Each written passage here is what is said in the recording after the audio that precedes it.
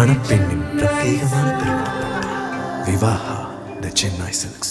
மல்லி மல்லி மல்லி மல்லி மல்லி.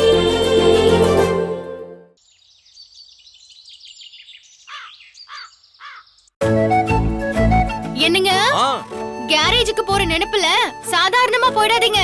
ஓகே. நீங்க முன்னாடி உங்க கம்பெனிக்கு கிளம்பி போற மாதிரி சூப்பரா போணும். சரி மல்லி.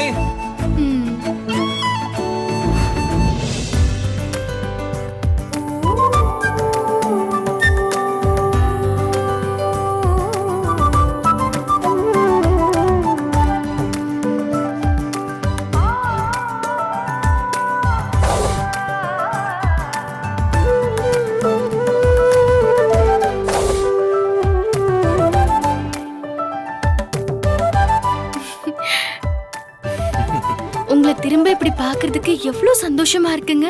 என் கண்ணே படுற மாதிரி இருக்கு. பாக்குற உனக்கே அவ்வளவு சந்தோஷமா இருக்கு. அதை அனுபவிக்கிற எனக்கு எப்படி இருக்குன்னு யோசிச்சு பாரு.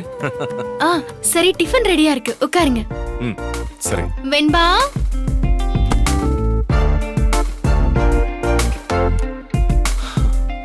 வாங்க வாங்க வெண்பா குட்டி. Tata, you look awesome. Thank you செல்ல குட்டி.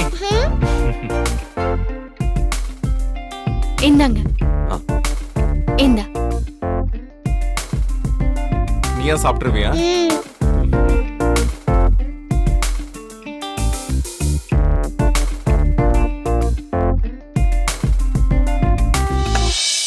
மல்லி அம்மாங்க தெரியலங்க, எங்கயாவது வெளியே போயிருப்பாங்களா இருக்கும். நான் வந்துட்டேன். வெண்பா, தோசையா? எங்க போனீங்க பெரியமா? மாப்பிள்ள தம்பிக்காக கோயில்ல போய் அர்ச்சனை பண்ணிட்டு வரேன். சாப்பிடுங்க தம்பி, முதல்ல நீங்க சாப்பிடுங்க சாப்பிடுங்க.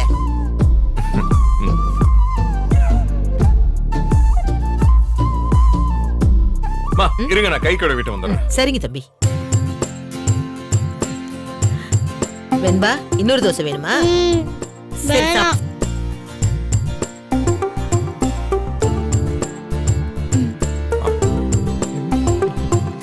இனிமே உங்களுக்கு எல்லாமே நல்லதா தான் நடக்கும் மாப்பிள்ள தம்பி.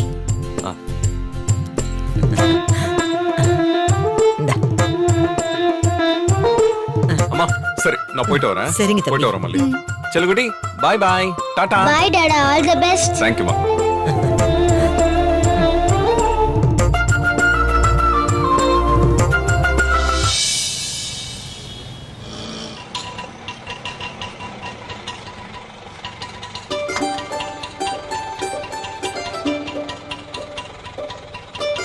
சார் 200 ரூபாய் சார். Thanks sir.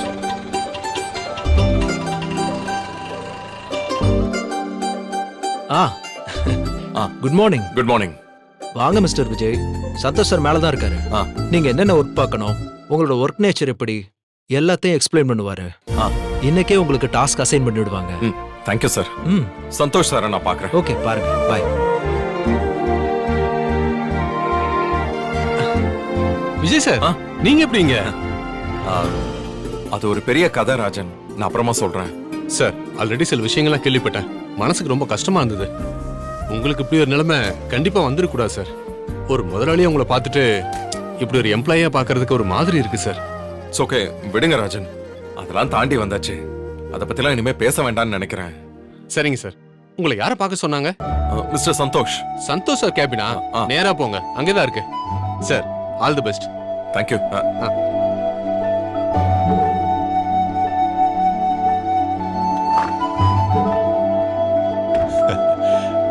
வாங்க விஜய். Sir good morning. நம்ப மாட்டீங்க, ஜஸ்ட் நோ உங்களை பத்தி தான் இப்ப பேசிக்கிட்டு இருந்தேன். ஆக்சுவலி நம்ம கம்பெனியை உடனே நாம டெவலப் பண்ணி ஆகணும். என்னெல்லாம் நடந்து போச்சு விஜய். தப்பான ஆளுங்களை நம்பிட்டேன். உங்களை பத்தி சொல்லணும்னா I am impressed. Mister Vijay, Ravi உங்களோட எல்லா டாக்குமெண்ட்ஸையும் அனுப்பி வச்சாரு, பார்த்தேன். கரெக்டான நேரத்துல எங்க கம்பெனிக்கு உங்களை செலக்ட் பண்ணதுல எனக்கு ரொம்ப சந்தோஷம். Thank you sir. எனக்குமே இது ரொம்ப சேலஞ்சிங்கான டைம் சார். இந்த சேலஞ்சிங் ரொம்ப அட்வென்ச்சரா இருக்கும்னு நம்புறேன். நீங்க நம்ம கம்பெனி எடுத்தோனே சொன்னீங்க. Here after I will take care sir. All the best Vijay. Thank you. அப்புறம் நம்ம கம்பெனியை டெவலப் பண்ற விஷயமா நிறைய ஸ்ட்ராட்டஜிஸ் ஒர்க் அவுட் பண்ணணும். அதுல ஒண்ணுதான் ஆல்ரெடி ஃபீல்ட்ல இருக்கிற வேற ஒரு கம்பெனி கூட பார்ட்னர்ஷிப்பை ரன் பண்ணலாங்கிறது ஆல்மோஸ்ட் மெர்ஜர் மாதிரி தான். உங்களுக்கு தெரிஞ்சிருக்கும்னு நினைக்கிறேன். ராஜேஸ்வரி குரூப் ஆஃப் கம்பெனிஸோட நாம டை அப் பண்ண போறோம். அவங்க தான் நம்ம கம்பெனியை டேக் ஓவர் பண்ண போறாங்க. Sir what? எந்த கம்பெனி சொன்னீங்க? Rajeswari group of companies. Madam, meet mister Vijay, அவர் new employee, highly talented.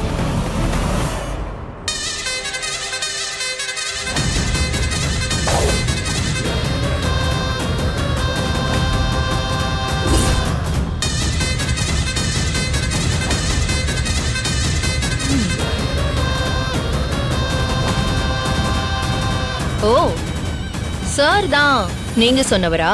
S ma'am. நீங்க சார் கூட ஜஸ்ட் ஒரு 5 மினிட்ஸ் பேசி பாருங்க. சாரோட எபிலிட்டியை நீங்களே கண்டுபிடிச்சிருவீங்க. சார் நிறைய ஐடியாஸ் வச்சிருக்காரு மேடம். காம்படிட்டர் கம்பெனிஸ் பத்தின எல்லா டீடைல்ஸும் சார் ஃபிங்கர் டிப்ல வச்சிருக்காரு. Is it? Interesting, very interesting. Yes ma'am. உங்க கூட டை அப் பண்ணது, சாரை ரெக்ரூட் பண்ணது எல்லாமே ரொம்ப கச்சிதமான நேரம்னு நினைக்கிறேன். யா ரொம்ப கச்சிதமான நேரம் தான். மிஸ்டர் விஜய், இன்னைக்கு காலையில தான் நீங்க வரதுக்கு ஜஸ்ட் அரை மணி நேரத்துக்கு முன்னாடி தான் பார்ட்னர்ஷிப் அக்ரிமெண்ட்ல சைன் பண்ணேன். சோ நீங்க சந்தோஷ் சாரோட அசோசியேட் இல்ல, என்னோட அசோசியேட் ஆயிட்டீங்க. Correct ma'am. என்னை விட ஃபீல்டில் ரொம்ப காலமா நம்பர் 1 இருக்கிற நீங்களும் உங்களுக்கு கீழே விஜய் சாரும் சேர்ந்து ஒர்க் பண்ணா இந்த கம்பெனி கண்டிப்பா 6 மாசத்துல எங்கேயோ போயிடும்னு நம்பிக்கை வந்துருச்சு மேடம். சரி சந்தோஷ் சார், நான் கேட்ட டாக்குமெண்ட்லாம் கொஞ்சம் ரெடி பண்ணி வைங்க. நான் விஜய் சார் கிட்ட மற்ற விஷயத்தெல்லாம் டிஸ்கஸ் பண்ணிக்கிறேன். சரிங்க ma'am. It's your time. Mister Vijay, ma'am கிட்ட உங்க ஐடியாஸ்லாம் சொல்லுங்க.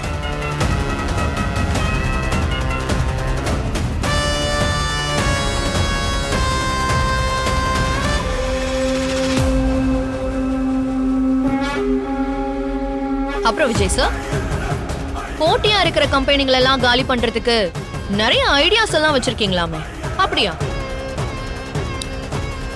போட்டி கம்பெனின்னு நீங்க சொன்னதில்ல, முக்கியமா ராஜேஸ்வரி குரூப்ஸ் ஆஃப் கம்பெனிஸும் வரும்ல. ஆனா பாவம், உங்க ஃபர்ஸ்ட் ஐடியாவே எப்படி காலி பண்ணிட்டேன் பாத்தீங்களா? டேய், உன்னோட கம்பெனியே உனக்கு காப்பாத்திக்க தெரியல, நீ இந்த கம்பெனி அப்படியே தூக்கி நிறுத்த போறியா முட்டாள்? ஏய், பேசக்கூடாதுன்னு பாக்குறேன். ஏன் பேச? நம்ம 2 பேரும் இந்த கம்பெனியை எப்படி மேல கொண்டு வர்றதுன்னு டிஸ்கஸ் பண்ணுவோமா? Discuss discuss. ஆமா, உனக்கு இங்க சம்பளம் எவ்வளோ? எவ்வளோடா? என்ன, ஒரு 10,000, 50,000? உனக்கு அதுக்கும் மேல அதிகமா வேணும்னா கேளு, நான் பார்த்து போட்டு கொடுக்குறேன். ஏய், வாயை மூடிக்கிட்டு உன்கிட்ட பேசுறதுக்கே நான் விரும்பல. நீ ஏன் கிட்ட பேசாம எப்படி இந்த கம்பெனில இருக்க முடியும்? அறிவில்லாதவனே. ஆனா நீ பெரிய பாவம்டா. இப்படி ஒரு ட்விஸ்ட நீ எதிர்பார்த்திருக்க மாட்டல்ல? பெரிய கம்பெனில வேலை கிடைச்சிருச்சு, சம்பளம் வாங்கி முன்னேறி காரு பங்களா அப்படி இப்படின்னு வாங்கி சொந்தமா கம்பெனி ஆரம்பிக்கலாம்னு ராத்திரி முழுக்க கனவு கண்டிருப்பியே. ஆனா என்ன, சோ sad, எல்லாமே வீணா போச்சு. நீ எப்படி இந்த கம்பெனில சேர்றத நான் மோப்பம் புடிச்சு வந்தேன் தானே நீ யோசிக்கிற? வேற யாரு? அதுக்கும் உன் பொண்டாட்டி தான் காரணம். ஆமாண்டா, உன் பொண்டாட்டி ஒரு காரியத்தை செஞ்சுதான் ஏன் கண்ணுல மாட்டிக்கிட்டா. ரொம்பலாம் யோசிக்காத, நானே சொல்லிடுறேன். முந்தா நேத்து உன் சர்டிபிகேட்டை திருடுறதுக்கு உன் பொண்டாட்டி அனுப்பி விட்டல்ல? அது என்னோட சர்டிபிகேட். அதை எடுக்கிறதுக்கு பேரு திருட்டு கிடையாது. டேய் ராஸ்கல், அர்த்த ராத்திரியில என் வீட்டு காம்பவுண்ட் சுவரை ஏறி குதிச்சு திருட்டுத்தனமா உள்ள வந்திருக்கா. என்னமோ ஜென்டிலா பேசிட்டு இருக்க. அவளுக்கு தான் படிப்பு கிடையாது, நீ படிச்சவன் தானே. அவளுக்கு சொல்லிருக்கலாம்ல சிசிடிவி செட் பண்ணி வச்சிருக்கேன்னு. இவ பாட்டுக்கு வந்து குதிச்சா மாட்ட மாட்டாளா? இங்க பாரு, நேரா நான் போய் போலீஸ் ஸ்டேஷன்ல என் வீட்டு பண நகையெல்லாம் காணும்னு ஆதாரத்தோட கம்ப்ளைண்ட் கொடுத்தா என்ன ஆகும்? உன் பொண்டாட்டி கம்பி எண்ணுவா. ஏய், பயப்படாத பயப்படாத. இப்ப அவசரப்பட்டு நான் அப்படிலாம் செஞ்சிட மாட்டேன். நான் புத்திசாலி, எதை எப்படி செய்யணும்னு எனக்கு நல்லா தெரியும். அப்புறம் அவளை உள்ள அனுப்பிட்டா எனக்கு பெருசா என்டர்டைன்மெண்ட் இருக்காதுல்ல. அவளை மாதிரி ஒரு சொதப்பல் கேஸ் உன் பக்கத்துல இருந்தாதான் எனக்கு ஈஸி. பெருசா பைய தூக்கிட்டு போறாளே, என்னடா மிஸ் ஆயிருக்குன்னு பார்த்தா உன் ரூம்குள்ள இருந்த ஃபைல்ஸ் எல்லாத்தையுமே காணோம். அப்புறம் விசாரிச்சு பார்த்தாதான் இந்த கம்பெனிக்கு நீ இன்டர்வியூக்கு போறேன்னு தகவல் கிடைச்சது. முன்னாடியே போந்து கெடுத்து விட்டுருப்பேன். ஆனா அதுல ஒரு சுவாரஸ்யம் இருக்காது பாத்தியா? அதான் ஒரு நாள் உனக்கு டைம் கொடுத்தேன். நீ ஹாப்பியா கனவெல்லாம் கண்டு மனக்கொட்டையெல்லாம் கட்டி கொஞ்சம் விளையாடணும்ல.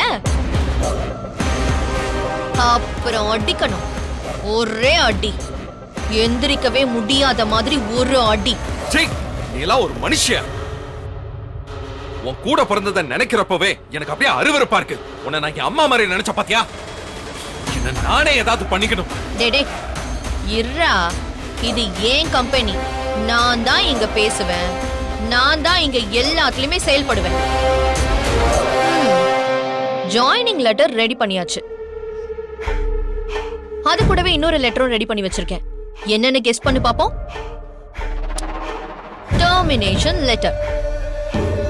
மிஸ்டர் விஜய் இந்த கம்பெனில சீஃப் எக்ஸிகியூட்டிவ்னு ஒண்ணுத்துல போட்டிருக்கு. இன்னொன்னுத்துல சேம் டேட்ல மிஸ்டர் விஜய் இந்த கம்பெனில இருந்து டிசிப்ளினரி ஆக்ஷன் எடுக்கப்பட்டு டெர்மினேட் செய்யப்பட்டார்னு போட்டிருக்கு. இந்தா வெச்சுக்கோ. டேய், உனக்கு அறம் ஒழுக்கம்னா என்னன்னு தெரியுமா? அதுல எதுவுமே இல்லாத நீ என் மேல ஒழுங்கு நடவடிக்கை எடுக்க போறியா? சே, உன்ன மாதிரி கேவலமான ஒரு பொம்பளைய என் லைஃப்ல நான் பார்த்தது இல்ல. சரி, சின்ன வயசுல நீ நல்லா தானே இருந்த. இவ்வளவு கேவலமான எண்ணம் எப்போ உனக்குள்ள வந்து தொலைஞ்சது? இல்ல இல்ல, இதே சீப்பான புத்தியோட தான் நீ அப்பவும் தொம்பி தொம்பின்னு சுத்திக்கிட்டு இருந்திருக்க இல்ல? டே டே, நீ எல்லாம் சொல்ற அளவுக்கு நான் ஒண்ணு கேவலமான ஆளெல்லாம் இல்ல. ஏன் மனசாட்சிக்கு தெரியும் எனக்கு சேர வேண்டியது என் கைக்கு லேட்டா வந்து கிடைச்சிருக்கு, அவ்வளவுதான். அதுக்கு முன்னாடி எனக்கு வர வேண்டிய எல்லாத்தையும் அபகரிச்சு வச்சிருந்தது நீதான். என்னமோ யோகிய மாதிரி என்கிட்ட வந்து சீன் போட்டுட்டு இருக்க. உன்கிட்ட இருந்த சொத்தை ஆட்டையை போட்டு அனுபவிக்கலான்னு மல்லி ஒரு கும்பல கூப்பிட்டு சுத்தி சுத்தி வந்தால. ஆல்ரெடி ஏமாந்து போய் உட்கார்ந்திருந்த உன்னை நான் விடுவேனா? ஏய் நிறுத்து. மல்லிய பத்தி ஏதாச்சும் தப்பா ஒரு வார்த்தை பேசின என்ன நடக்கும்னே தெரியாது. பாரா, ஏதோ தெருவுல இருக்க வேண்டிய உனக்கும் உன் பிள்ளைக்கும் ஏதோ 2 வாரம் இடம் கொடுத்து சோறு போட்டதுக்காக அவளுக்கு இவ்ளோ பெரிய சப்போர்ட்டா? ஏய் வாய மூடு. இதுக்கு மேல நீ எந்த வார்த்தை பேசவும் உனக்கு அருகதை கிடையாது. இங்க பாரு, காசு பணத்துல என் படிப்புல வேணா மல்லி சரிசமம் இல்லாம இருக்கலாம். ஆனா குணத்துல அவ கால் தூசுக்கு நீ தேற மாட்ட. உன்கிட்ட பணம் இருக்கலாம், ஆனா நீ பணக்காரி கிடையாது. அவகிட்ட அன்பு இருக்கு, அவதான் பணக்காரியா இருக்கா. உன்கிட்ட வேலை பார்த்து உன் கையால சம்பளம் வாங்குறதுக்கு நான் பட்டியா கிடந்து செத்துருவேன். உன்ன மாதிரியே உன் கம்பெனியை அழிச்சு போட்டோம்.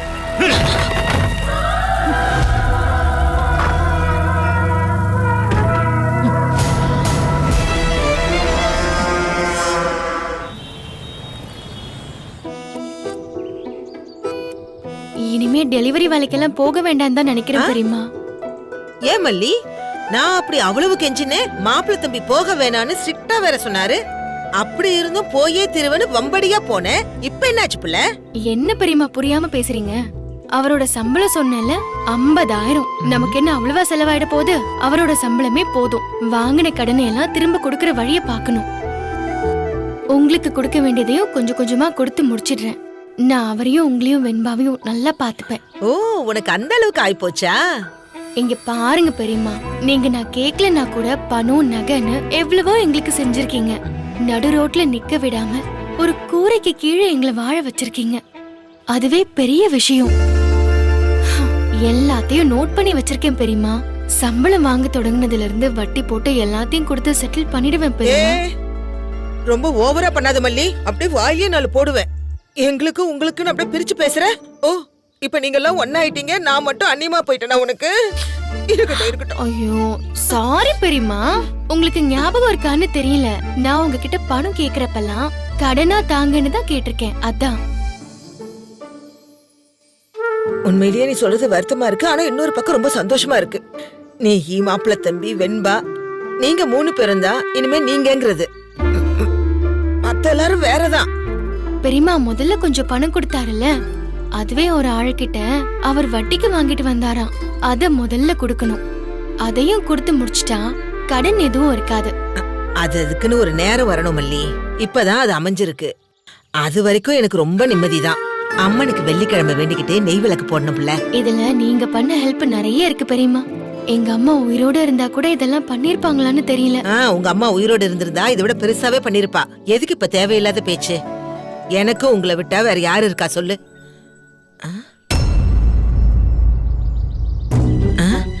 மாப்பிள்ள தம்பி மாதிரில இருக்கு. மல்லி அங்க பாரு, பைக்ல உட்கார்ந்து இருக்கிறது மாப்பிள்ள தம்பி மாதிரி தெரியல?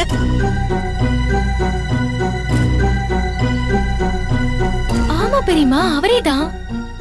அவரே இங்க வந்து உட்கார்ந்திருக்காரு. அதானே வேலைக்கு போறேன்னு சொல்லிட்டு கிளம்பி போனாரு. சரி வா போய் பாப்போம்.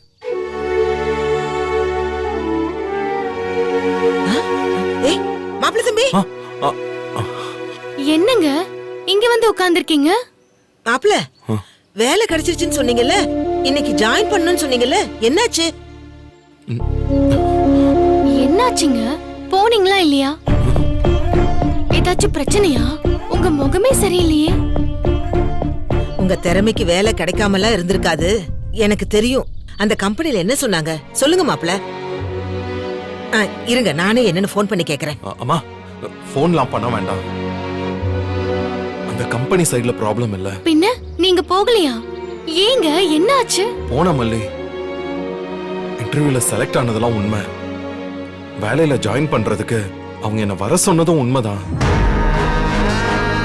ஆனா இன்னைக்கு நான் போறதுக்கு கொஞ்ச நேரத்துக்கு முன்னாடி தான் அவங்க இன்னொரு கம்பெனி கூட பார்ட்னர்ஷிப் அக்ரிமெண்ட்ல சைன் பண்ணிருக்காங்க. அதுக்கு என்ன மாப்பிள்ள, பார்ட்னர்ஷிப்னாலும் எம்ப்ளாயீஸ் எல்லாருமே இருக்கதானே செய்வாங்க. அதனால நமக்கு என்ன? கரெக்ட் தாம்மா. ஆனா அந்த இன்னொரு கம்பெனி என்ன கம்பெனி தெரியுமா? ராஜேஸ்வரியோட கம்பெனி.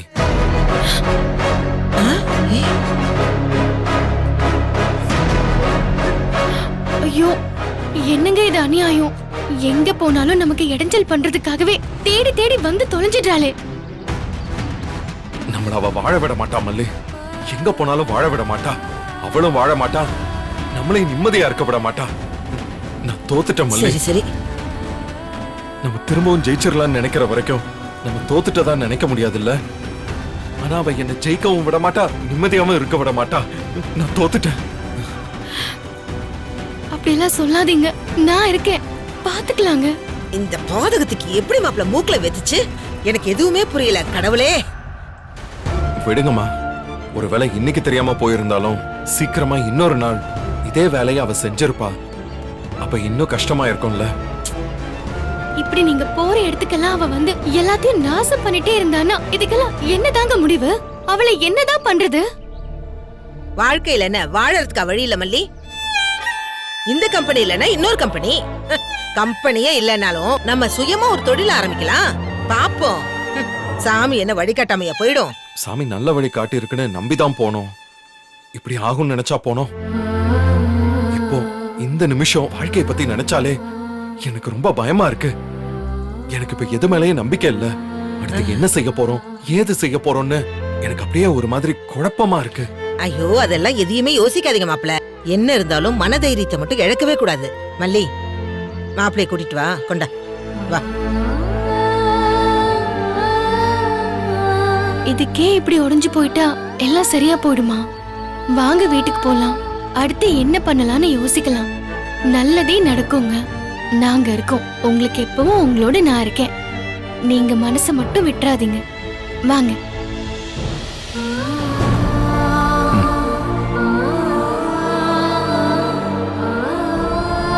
வாங்க.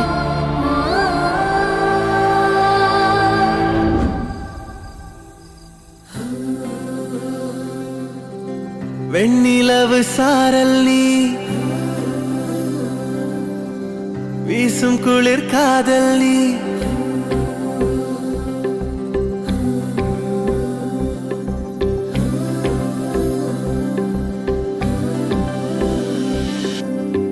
வெண்ணிலவு சாரல் நீ வீசும் குளிர் காதல் நீ ஆசை வந்து ஆசை தீர ஆடுகின்ற ஊஞ்சல் மணப்பெண்ணின் பிரத்யேகமான திருமணம் விவாஹா த சென்னை சில்க்ஸ் மணப்பெண்ணின் பிரத்யேகமான திருமணம் விவாஹா த சென்னை சில்க்ஸ். இந்த வீடியோ உங்களுக்கு பிடிச்சிருந்தா லைக் பண்ணுங்க, ஷேர் பண்ணுங்க, காமெண்ட் பண்ணுங்க. மறக்காம சரிகமா டிவி ஷோஸ் தமிழுக்கு சப்ஸ்கிரைப் பண்ணுங்க.